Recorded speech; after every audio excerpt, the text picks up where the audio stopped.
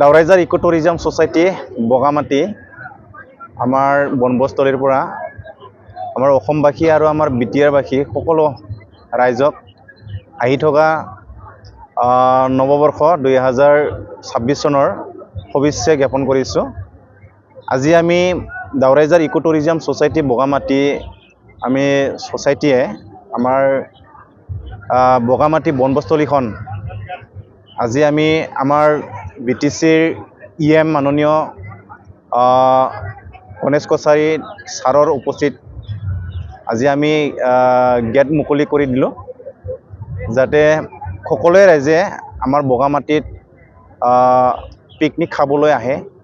সেইবাবে আমি আজি আমাৰ বগামাটি পিকনিক প্লেচৰ আমাৰ গেটখন আমি শুভ উদ্বোধনী কৰিলোঁ আৰু আমি আশা কৰিছোঁ সকলো ৰাইজে যে আহি থকা নৱবৰ্ষৰ 2026 চনত আমাৰ বগামাটিত এবাৰ আহি নিজৰ ফেমিলি লৈ আহি মনোৰঞ্জন কৰিব পাৰিব।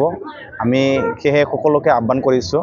এতিয়া আমি আজি বগামাটি NGOৰ পৰা পিকনিক প্লেচৰ পৰা আমি আজি মোৰ লগত আছে আমাৰ বিজিত বড়ো, আমাৰ বগামাটিৰ চিফ এডভাইজাৰ তেখেত বিজিত বড়ো আছে, আৰু মোৰ লগত আছে আমাৰ বগামাটিৰ আমাৰ পিকনিক স্পটৰ আমাৰ ছ'চাইটিৰ জেনেৰেল ছেক্ৰেটাৰী জংদা বসুমতাৰী, আৰু লগত আছে আমাৰ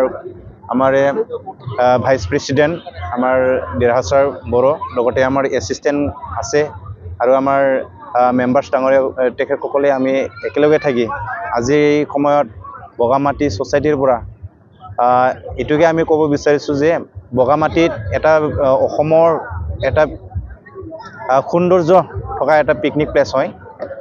সেয়ে বিগত সময়ত বা বিগত বছৰত যেনেকৈ পিকনিক খাবলৈ আহিছে পৰ্যটকসকলে, এইবাৰো আমি সকলো ৰাইজক বনভোজকাৰীসকলক আমাৰ এইটো জানুৱাৰী মাহত মাত্ৰ নহয়, আমাৰ ৰেগুলাৰ 12 মাহে আমাৰ ইয়াতে পিকনিক খাব পাৰিব, আহিব পাৰিব।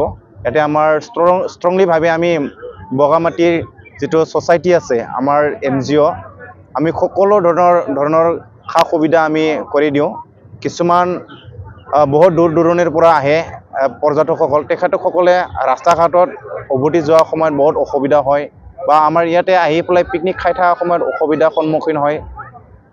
তেন্তে আমি সেই সময়ত আমাৰ ছ'চাইটিয়ে বহুত সহায় সহযোগ আমি কৰোঁ, আৰু আমাৰ লগত আছে আমাৰ গড়েশ্বৰ থানা, তামোলপুৰ থানা, আৰু আমাৰ খোৱাকপুৰ আউটপোষ্ট, আৰু নাগৰজুলি আউটপোষ্ট, হাগ্ৰাবাৰী আউটপোষ্ট, ডিমাকুছী থানা, আমি সকলোৰ লগতে আমি জড়িত হৈ থাকোঁ, আৰু সকলোৱে আমাক প্ৰশাসন হিচাপে আমাক সহায় কৰে। আৰু আমাৰ ইয়াতে বগামাটি টুৰিষ্ট অৰ্থাৎ আমাৰ পিকনিক প্লেচটো হ'ল আমাৰ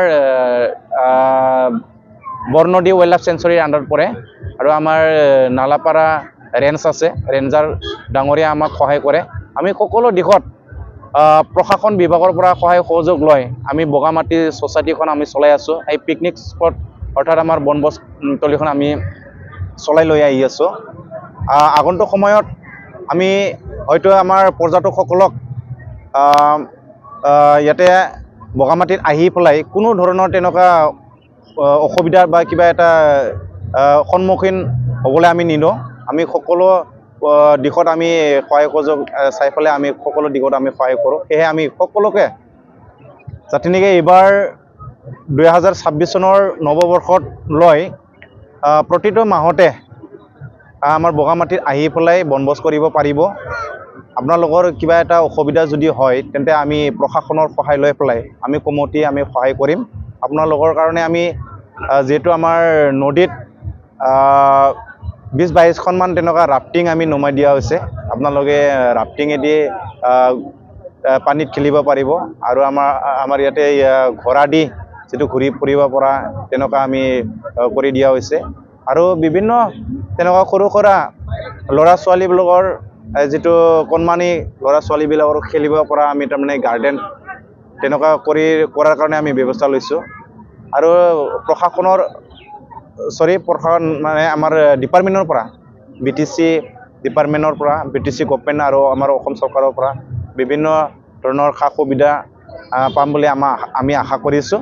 সেয়ে সকলো ৰাইজক আজিৰ এই বগামাটি পিকনিক যিটো আমাৰ বনভোজস্থলীৰ যিটো দৰ মুকলি কাৰ্যসূচী লয় যে আপোনালোকৰ সকলো পৰ্যটকে যাতে ইয়াতে আহি পেলাই মনোৰঞ্জন কৰিব পাৰে, এসাঁজ খাই হাঁহি ফূৰ্তিৰে নিজৰ ফেমিলিক লৈ আনন্দিত কৰিব পাৰে। সেয়েহে আমি সকলোকে আহ্বান কৰিছোঁ, আহক বগামাটিত আহি পেলাই আমি একেলগে থাকি মনোৰঞ্জন কৰিম, একেলগে চিনাকি হ'ম, একেলগে আমি বগামাটিখন আমি আগলৈ লৈ যোৱাৰ কাৰণে আমি চেষ্টা কৰিম। সেয়ে সকলোকে আমি বগামাটি ছ'চাইটিৰ হৈ আহ্বান কৰিছোঁ। ধন্যবাদ।